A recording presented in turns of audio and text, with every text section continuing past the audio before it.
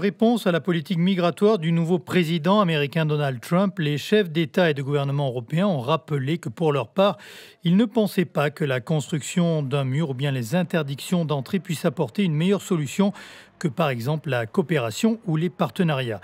Mais en même temps, l'Union européenne fait tout ce qui lui est possible pour empêcher les migrants d'entrer sur son territoire, et ceci en augmentant les contrôles sur ses frontières extérieures ou bien en signant des partenariats avec des pays tiers comme la Turquie ou la Libye. Enfin, et c'est sans doute le plus important, en rétablissant les contrôles aux frontières internes de l'Union européenne.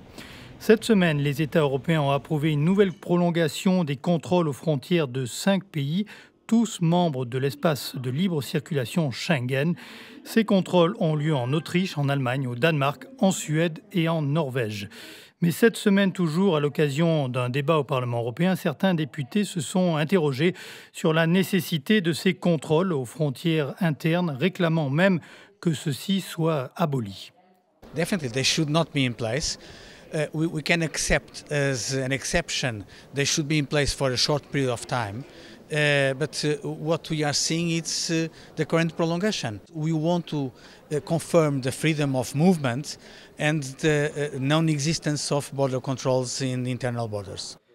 Un représentant de la Commission européenne présent au Parlement a rappelé en effet que l'intention est de restaurer dès que possible la liberté de mouvement à l'intérieur de Schengen.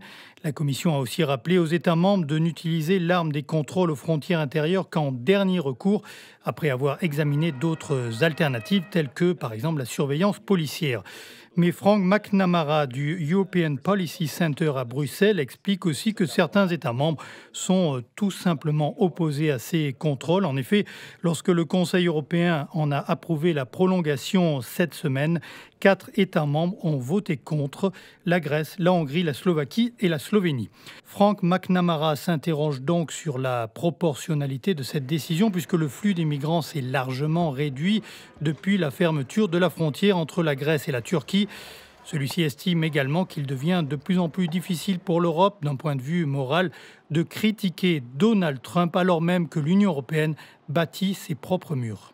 Well, unfortunately, in late 2015, we did indeed see walls long before Trump ever became president-elect or president of the US. I think that it's becoming increasingly difficult for member states and for the people of the institutions to point the finger at Trump disapprovingly in all of these migration policies, whether that's the ban or the wall.